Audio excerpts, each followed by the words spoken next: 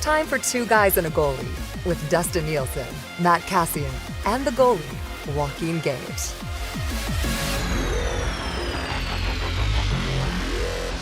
Hello, everyone, and welcome to a Monday episode of Two Guys and a Goalie, brought to you by our friends at CoolBet. Sign up for an account today, and you'll get a 100% deposit bonus on your initial deposit, up to $200 if you use the bonus code 2GUYS. That's the number 2 and the word guys. Lots to get to. The Oilers with the win on Saturday night. We'll certainly dive into that.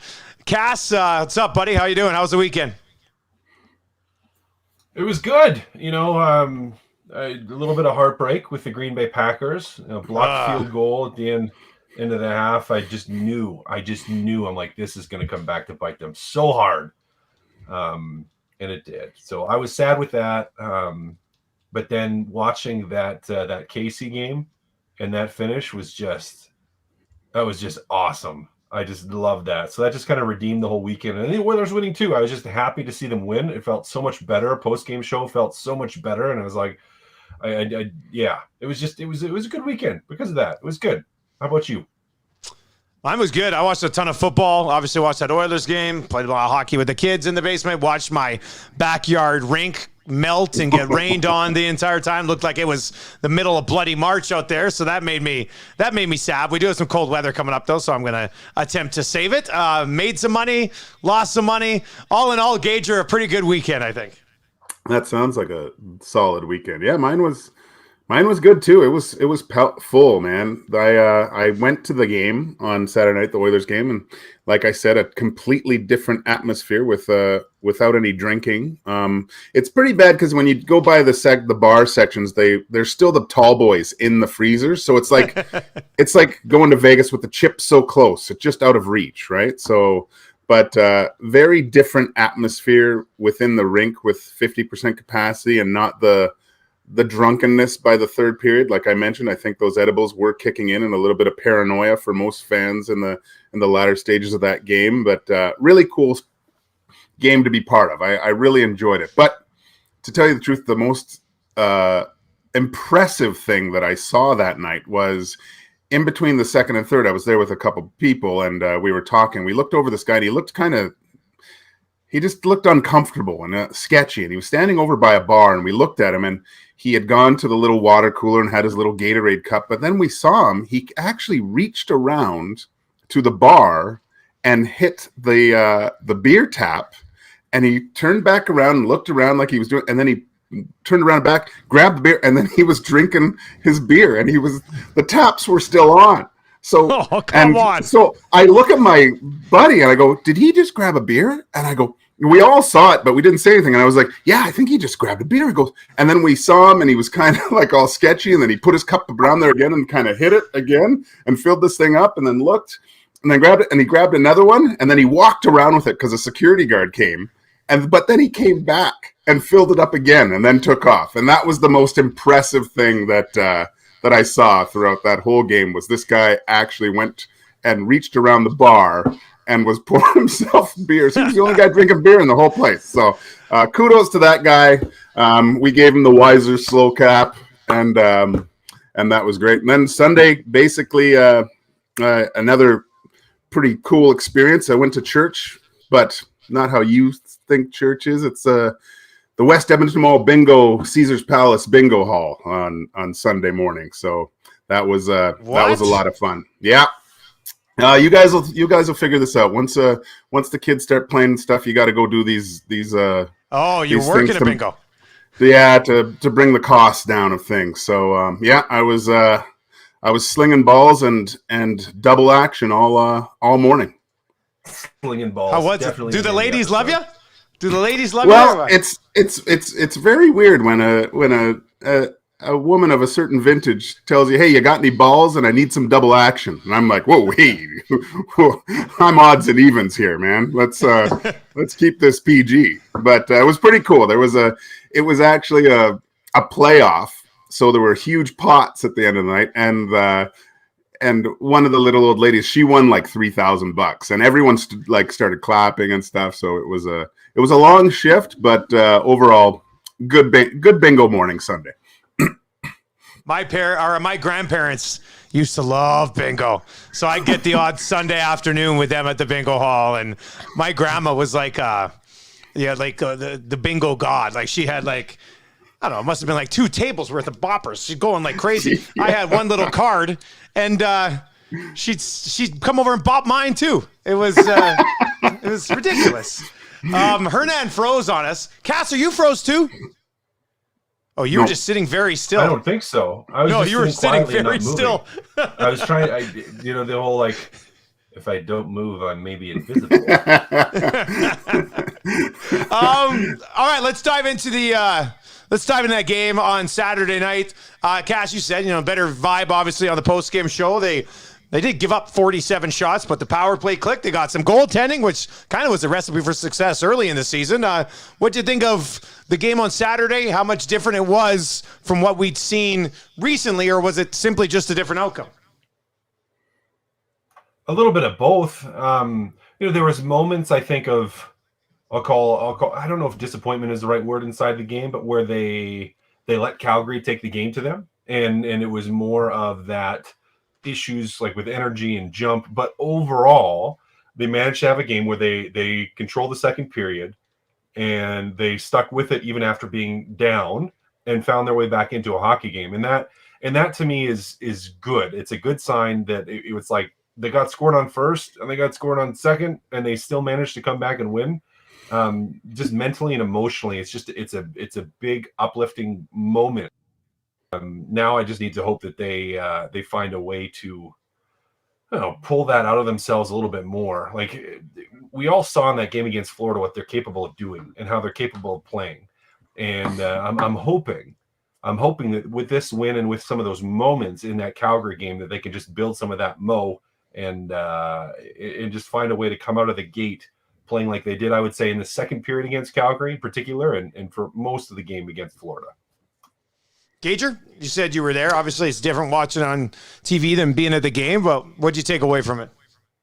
Well, the stages of the game, I found really when Calgary went up by 2, to me, just watching it, it felt like, because both goals, I can't really fault Mikko on them because he actually made a good save on the first shot. And it was more not being able to handle guys going to net and picking up rebounds. And he was making some really good saves. Like he was keeping it.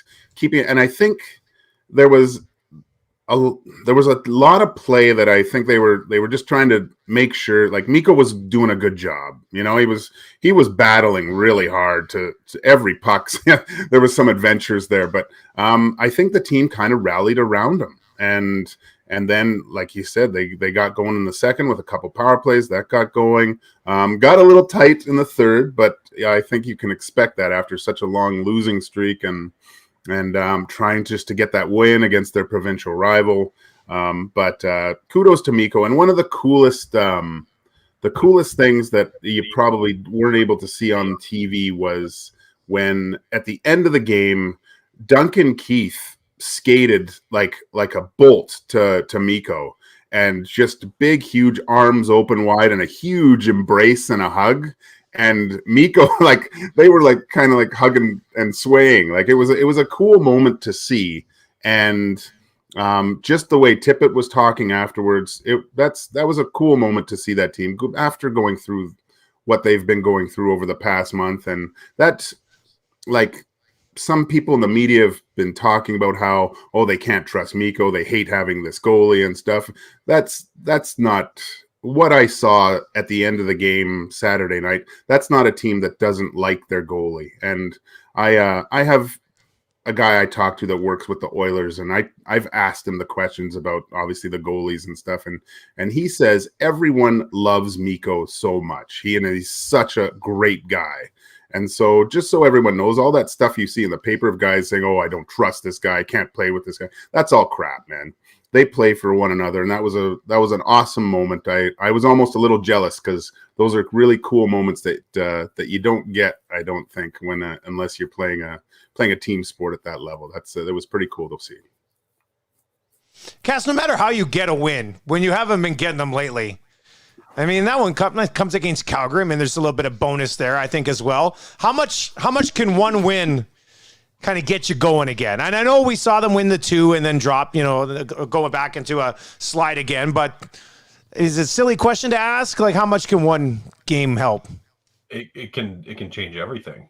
One game can change everything. One moment can change everything. And so you're just hoping that maybe it's that third period save by Koskinen that turns him around from his slide recently, and it turns ultimately the team around from this slide. So it can mean everything. Now you have to find a way, as I said, to build momentum off of it. You can't just waste this. You can't waste this win.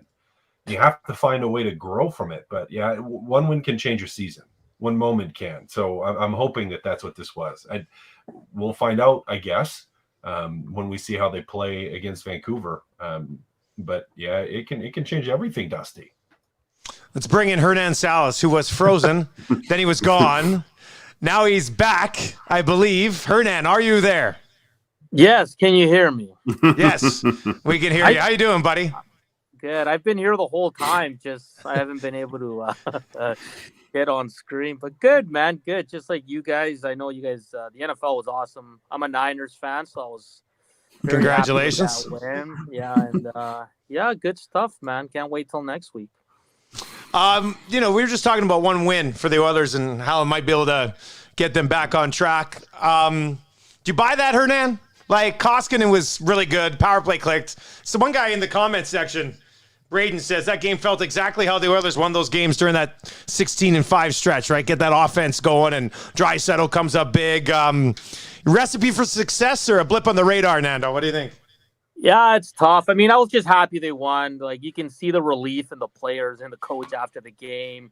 I'm happy for the fans, man. They've had a rough 7 weeks here. So, listen, was it the perfect game? No. Do they need to clean up a lot of their games still? Yeah. Because if you break down that game, yeah, the power play got him back into it. Draisaitl was brilliant.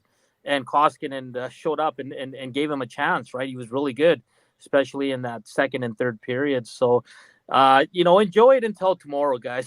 It's been rough times. They haven't played a lot. We can nitpick at everything they do wrong after Tuesday, or if they win or lose, whatever. But for now, it was a big game against Calgary too. And the way it started, guys, we were like, uh-oh, here we go. Like, Sunday's going to be a big news day. There's going to be firings. There's going to be this and that. And they found a way. So happy for them. Happy for the fans. But like Kass, I think Kass just said it, like, don't let this just go away. Don't feel good about yourselves, because you're going to go into Vancouver. They're having a lot of issues with their goaltenders and COVID, and they don't have their best lineup. You gotta build on that and keep improving your game, your PK, your 5-on-5, and your goaltending, and pick up another 2 points. So don't let that Saturday win just go to waste, right? All right, well, let's dive into we got to talk about it. And Hernan, let's start with you, because you wanted to get into coach a little bit. So what do you got? Yeah, Dave Tippett. It was I think many of us assumed if they've dropped that game Saturday that we could have heard some news about a shift in the coaching come Sunday, but he picked up the win. Koskinen, Bouchard, Draisaitl helping in that. But it's interesting because do you guys think Dave Tippett's day-to-day right now, like if they go into this week and they drop their first 2 games this week, is he still on that hot seat? Did a one win change, I guess, the decisions that are about to be made by Ken Holland? Because it's one win, sure, but I don't think it changed a lot until we see this team start playing some better hockey and putting some wins together. So is Dave Tippett day-to-day? What do you guys think? I don't think so. I just to see how the players reacted to the hard skates, the battle drills, and how they came out against Florida, like, that shows me that that's a team that hasn't lost the message the coach is trying to convey to them, and just to see how they kind of battled through and kept playing through that Calgary game, like that's a gutsy win. And I mean, you said it wasn't pretty at times, and to see how everyone reacted afterwards, it seems like a pretty close-knit team. I don't think he's lost the room, or what they say. I think there's a lot of guys that still play hard and listen to what he says and have that mutual respect still. So I don't think it's day-to-day right now. I think that's just they have some experience with the amount of experience that Tippett has, Holland has. They know the peaks and valleys of a regular season, and I don't think there's too much experience to be influenced by outside voices, I think. Kass, what do you think? I don't know. I mean, I guess in regards to, I think just with the win here, Tippett, it's an interesting situation, and Tippett wasn't going to be fired, I don't think, if they lost that game. And I think moving forward here, did he buy himself some more time? I don't know. You know what? I don't know what I think yet. I'm still, jury's still out for me, just on the entirety of everything going on. And I still think changes need to be made.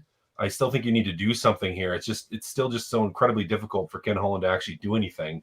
And who knows, maybe as we move forward and find out more with Evander Kane and what's happening, then maybe we'll get something different. And Kass, go ahead. Like Drager said today that it seems like the Kane stuff's going to be settled by Wednesday. So we might have some news here for the Edmonton Oilers, right? Yeah, I wasn't joking when I texted you guys over the weekend. Like, somebody texted me and said that they saw Evander Kane's equipment at Rogers Place already. So they might they might just be like waiting to get approval from the National Hockey League to sign this guy, right? So we'll see. I mean, take it for what it's worth, but I heard that from somebody. But with that being said, Jay Woodcroft was also at the airport last week, right? So who knows what the hell's happening?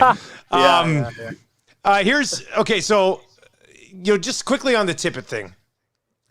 Like, I don't think I can buy into the day-to-day idea, just because if you were going to fire him, you would have fired him after what they just went through, right? Like it's going to be an even worse look if, they lose 4 more after this one game. You're sitting there going, man, you had a stretch there where you played like 2 games over 3 weeks where you could have easily changed your coach. So I think Ken Holland is locked in, ride or die with Dave Tippett. So I don't know if I'm going to see it from day-to-day perspective, but that does kind of bring us around to what Kass, you're shaking your head. What do you think? Well, I was just going to say the day-to-day thing, like, people get sick outside of COVID. We forget that sometimes, and he could just be sick. So if he's sick and not feeling well, and it's a non-COVID illness, which it very well may be, like, I don't know. Oh, he's not day-to-day. We're just talking like on like his job being day-to-day, right? No, like, his job isn't day-to-day. No. Yeah, no, I don't think so. Sorry. Okay, but this is something we haven't, a lot of people haven't, we haven't talked a lot about Ken Holland in this situation because, he came in, Tippett was his guy. But if he sticks with Tippett the rest of the season and they miss the playoffs and he can't address the goaltending, is he going to be under the firing squad here, or did you give him a chance to do it all over again when he's had 3 years to try to fix a couple of the issues that they had? Gager, I'll throw it to you, buddy. Like, do you think like Ken Holland's free whatsoever to kind of get another crack at this whole thing again if in fact they don't get to the postseason this year? What do I I do. I think there's just I think too many things happen this year that COVID and I know everyone else has gone through this too, and I think the Mike Smith thing is a big question mark of what would have happened if Mike Smith was okay, right? If Mike Smith was healthy and playing and not providing like a 915 save percentage, then maybe I would think a little bit differently, right? Like, Mike Smith was supposed to be the guy and play probably a little bit more than Mikko and pick off or play like he did last year. I think if things moving forward, they have to get Skinner in there and start playing more. Because from what I hear with Mike Smith with the thumb and I don't know if it's a tendon or ligament or something like that, but if that thing doesn't heal properly, then he's got to have surgery, right? And then he's done for the rest of the year. So I think this is the time where you gotta have Skinner playing more and start gaining that confidence to be an NHL goalie on a consistent basis. And you look, everyone says how great Mikko played last game, and he did. He played great. But Dusty, that's NHL goaltending. That's what those guys do on a regular basis. is they take goals away from other teams consistently like that. I remember playing with a guy, and I played a couple games in a row, and everyone was kind of congratulating me, and then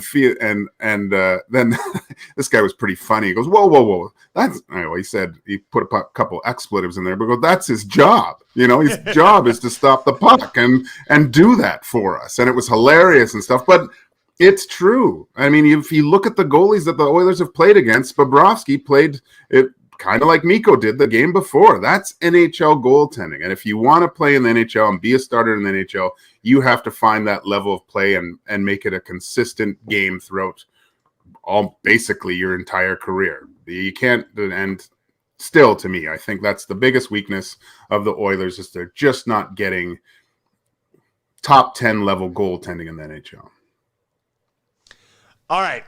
Any of you guys think anything on Ken Holland quickly, or should we just move on? Nothing? Yeah, I mean, it's the same thing. Jury's still out for Ken Holland. I don't think he's going to really he doesn't have much he can do here. He's put himself in a tough cap situation, and I don't know. Yeah, it's the same thing. Like it's almost like a wait and see, because there still is time for the season to turn around. Half a season still for this group to turn around. So it's I'm just kind of like we gotta wait and see. Short term, in the last 2 months things didn't look good. 2 months before that things looked great. So I don't know. It's just it's like there's so much conflict right now. And in conflict and opinion that it's hard to say one thing or to come to like a solid, like, this is what's going to happen with Ken Holland, or this is what he needs to do, because there's so much uncertainty right now. Ask me again in 3 weeks. Yeah. And that's the thing, Dusty, like, let's just look forward. Like, if this team's not a playoff team, I think they're all gone. Like, it's unacceptable that in year 7 of Connor McDavid, you missed the playoffs. And Kenny Holland spent a lot of money, didn't leave himself a lot of money for next season either. And a lot of the players he brought in are not working out right now. They're not making an impact for this team in a positive way. There is a few guys that have been pretty good for this team, but I think if this team's not a playoff team, I think Kenny Holland's, what do you do then? Like, you're going to have a new coach for sure, but are you going to trust Kenny Holland to get that right again? Because if you are, you're allowing him to make the hugest decision for the next 2 to 3 years, possibly your last 2-3 years with the big guys, because they could be free agents at the end of it. All right, Gager, what do we got to talk about, buddy? Where do you want to go? I was just going to talk about old man Bouchard, and everyone's talking about his great game on the power play and that ability to use that sledgehammer for a shot, not only to hit the net, but like to blow it past goalies from distance like that. It's great to see that happening for him, and adding that element of like a dangerous weapon from the top like that, and then scoring those goals. And it was great. But the one thing I wanted to touch on was when I was watching him throughout the game, everyone talks about how poised Bouchard is, and it looks like he doesn't have a pulse at times. But if you listen to the post game with Tippett, everyone was really complimentary of Bouchard because he did have the 2 goals and got the Oilers back in it, and it was all fine and dandy. But he, even Tippett, when you listen to him, he says, "I wish, he's calm and poised with the puck, but I would like a little bit more urgency in his game." And that's kind of what I saw from him. And I really think that I look at this as his first real year in the NHL, like last year, just not even playing at all, basically. And it's a huge learning curve for him. But throughout the game, I saw moments where he was just a little bit behind, and his decision-making wasn't where I think there's a high ceiling of where it can be, but it seems like he's a little bit behind the play still. And I was a little bit worried with him because he got taken off the puck. Some of his decisions weren't they just weren't good. His first pass wasn't great at a lot of the times. There's a lot of work still to be done with this, but it was encouraging to see his work on the power play. I just in his own end, there's some things he has to do to play at at a quicker pace and a quicker level to recognize what he's going to do with the puck a lot sooner than the other night. But it'll be cool to see if he can get a little bit more time up top, because man, he can do some damage on the power play, I think. So what do you do with like Tyson Barrie? Like that's his role, right? Like point the power. And I'm with you, Gage. I think Bouchard gets that shot off better. You saw in that game he scored 2 goals in 2 different ways, right? Shooting the puck and he gets it on net, which is key. But then what does that mean for Tyson Barrie when that's his bread and butter? Like that's what he's best at, is being offensive and running that power play point. So I'm intrigued to see which way Tippett goes here, because he does like his vets. I don't see him going 100% committed to Bouchard, but I think it's a good problem now for Dave Tippett to have. Yeah, it's not a bad problem at all to have. I think it's a great problem to have. And I mean, I'm excited to see him up there more. The one thing I noticed just in that game is I think his willingness to shoot the puck is a little bit higher right now than Barrie, who still probably defers to McDavid and Draisaitl. Not that that's not necessarily a bad thing. I mean, it's good to defer to McDavid and Draisaitl. At the same time, with the struggles that power play has been having recently, having that threat to shoot and someone that gets pucks through consistently is huge, because it just opens up the rest of the ice. So I'm excited to see his growth. I'm going to completely agree with Gager. There's still areas of his game, lots of areas that he needs to improve and continue to grow with for Evan Bouchard. But man, he blasts the puck and he gets it through. And for me, I'm just like, that's important. You don't necessarily want Barrie on the sidelines here. At the same time, if he becomes a better option, he becomes a better option, and run him up there. But yeah, it'll be interesting to see if he continues to have success, what Tippett does with Barrie. Let's stick with the defenseman. Kass, what do we got to talk about, buddy? I just wanted to talk about Keith Yandle coming up on the Ironman record.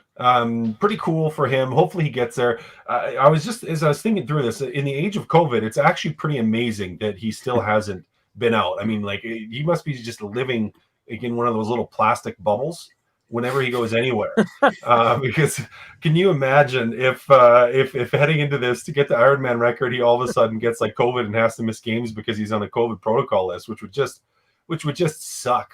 I think for him, but pretty cool for Guy. Had a brief opportunity to be, I guess, a teammate of his in camp in Arizona, and just a solid, genuine guy. Maybe from a point standpoint, didn't pan out the way that some people, and even myself included, thought he would in terms of some of the offensive output that he's brought. But a pretty cool story. Must mean he plays the game soft, but no, that's just I joke. Somebody was going to say it. I was going to say, I'm glad it was you, Kass. Yeah. You know what? Just still a cool story. I think one of those fun things, a really, really cool milestone.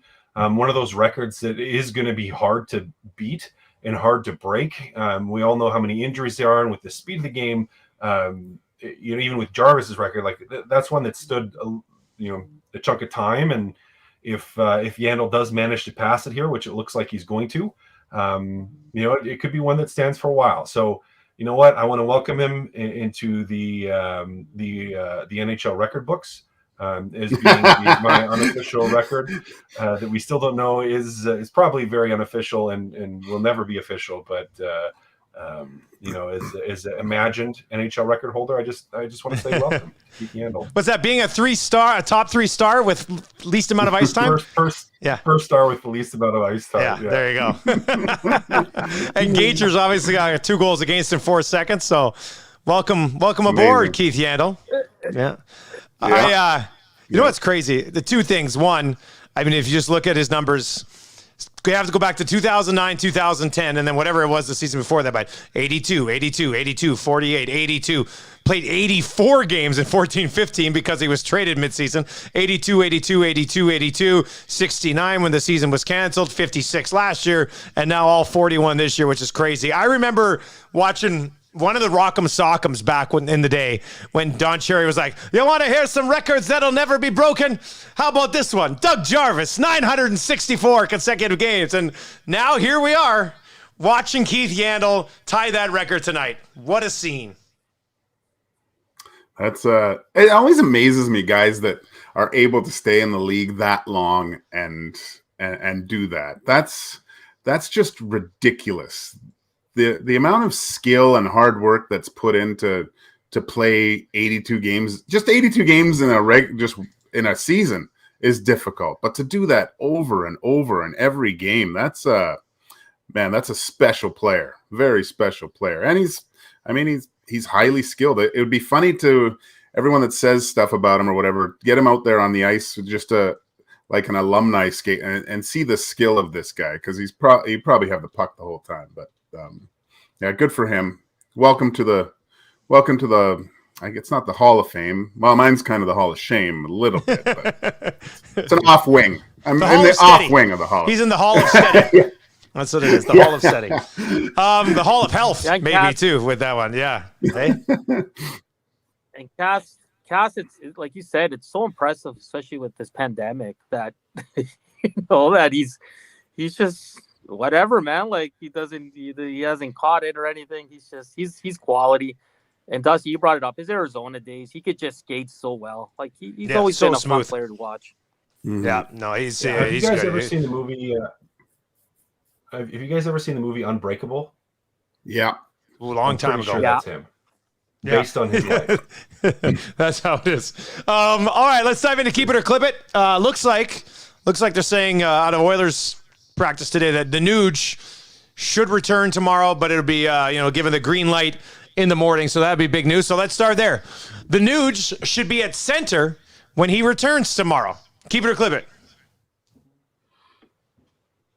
I'll keep it because he practiced at center today, so it looks like he's going to play center on the third line. Right? Yeah, I think he should. What were the lines today, Hernan? Keep it. Do you know? Oh, here we are. Okay, so it was Draisaitl with Fogle and Puliarvi, McLeod with McDavid and Yamamoto. Okay. And the third line was Nuge with Kassian and Perlini.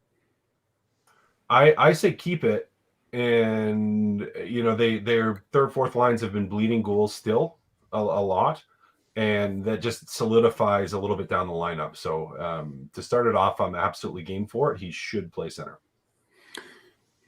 Yeah, I think so too, especially with this, like, playing essentially every second night here, go throughout the rest of the year. There's going to be, you're going to have to spread out the minutes a lot more throughout the whole lineup. And there's going to have to be a subtle change of how the Oilers play. I think they're going to have to be a little bit more cautious, play a little bit more defensively, and keep the big guns fresh. Dusty, side question. So Fogel's with Draisaitl and JP, right? So if Hyman comes back, he jumps in there. So are you keeping Perlini with Nuge, or are you putting Fogle there, or do you put Fogle on the fourth line? I don't know. It depends how much they like Ryan McLeod, really.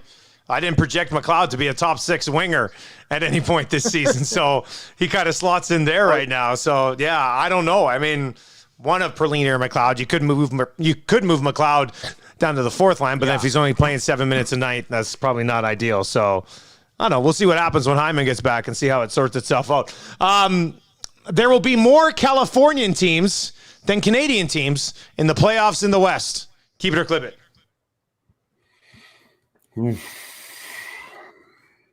Good question.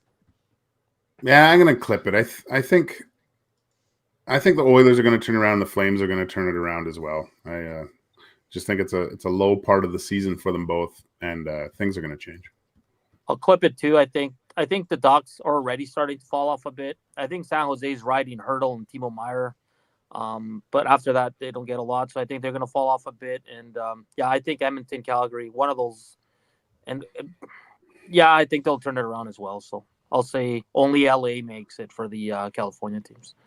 I was going to say, I think LA drops off here too, as well as everybody's dropping off. Everybody's dropping off. So, it's a tough one. I think we see likely two of those California teams, I think, start to drop. So I'm gonna keep it. What are you guys laughing at? It's a funny division. It is a funny division. The playoffs could look entirely different than they do right now at the end of the year. I think that's going to be a good battle down the stretch. A lot of these Canadian teams have some games in hand, so that's a positive for them as well. Tyler Benson is the Oilers' most physical forward. Keep it or clip it? Keep it. I'm going to get in front of this because everyone's probably going to say keep it. Right now he is, so I'm going to say keep it.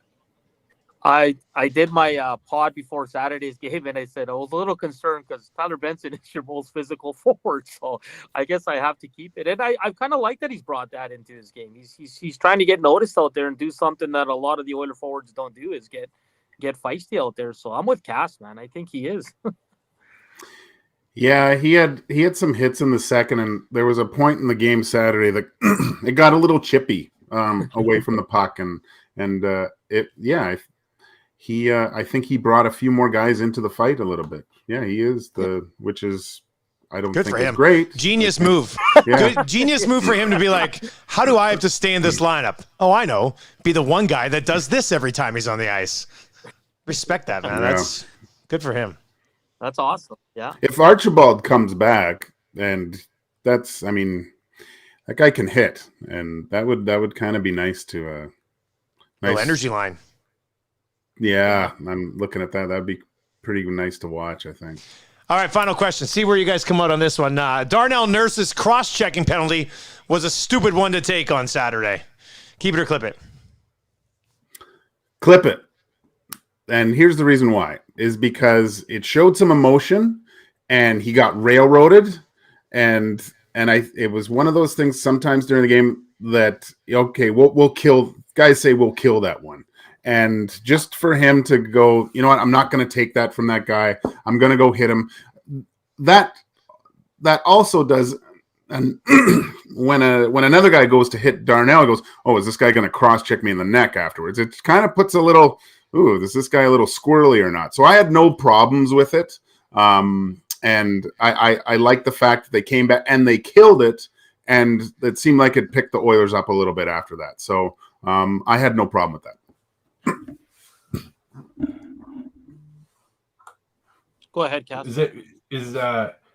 Is clip it? It wasn't a bad penalty to take. Clip it would be. It wasn't a stupid penalty. Yes. Yeah, I'm going to clip it. Like the penalty kill has struggled, but as Gage said, I'm fine with Darnell Nurse showing a little bit of emotion and being engaged in a game. And every once in a while, now if he did that every night and he took those all the time, I'd say, okay, he needs to tone it down a little bit here and he needs to pick his spots. But it's not like Darnell Nurse has been a penalty taking machine with those type of plays. So I would rather have him engaged in those moments and make statements at times. And I think that cross check was a statement. It is Gager said they killed the penalty, so no harm, no foul in that. I like him being engaged in the game. Yeah, I'll clip it. Dusty, like for the last 7 weeks, what have we been talking about? Emotion. And I didn't care. It was a clean hit, hell of a hit by the big guy. It was a great hit. But I like that he showed that he was pissed off and he didn't like the hit. And like Gage said, the teammates know, let's go kill it for Nurse. And I just like that there was emotion. So at the end of the day, I was like, oh, I'm totally fine with it. And Dusty, before we're done here. Yeah. So no Hyman Berry for tomorrow. That's according to Dave Tippett, and the plan is for Nuge to play tomorrow, but the final call will be made after the morning skate. So we'll see how that sorts itself out tomorrow morning. Oilers and Canucks, and then they'll be back again on action on Thursday, and that is when we will be back as well with another episode of Two Guys and a Goalie. It was nice to talk about a win again, and we'll see if we get to do that on Thursday as well. Boys, have a good couple of days. We'll talk to you a little bit later on in the week, okay? Later. Have a good one, boys.